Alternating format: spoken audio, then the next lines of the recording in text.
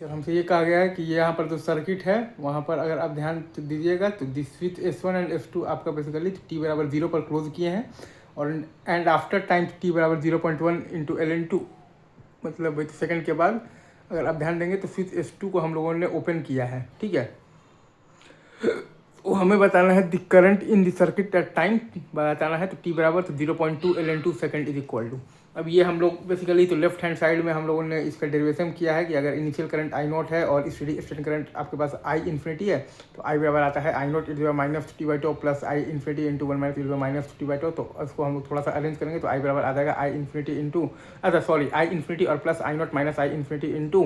Is minus T by tau. और कैसे आता है बेसिकली तो K V L I R plus L D D T बराबर ई, तो आई में बन गया है आपके पास लीनियर डिफरेंशियल इक्वेशन, तो D by D T plus I मतलब कि आर बाई एल बराबर आ गया है हमारे पास तो ई बाई एल।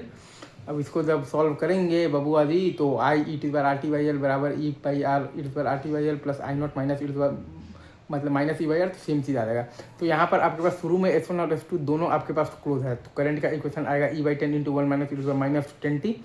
और t बराबर 0.1 ln2 सेकंड पर आई आप लिखिएगा तो ई बाई आ जाएगा 20। फिर हम लोगों ने S2 को क्या किया है, ओपन किया है,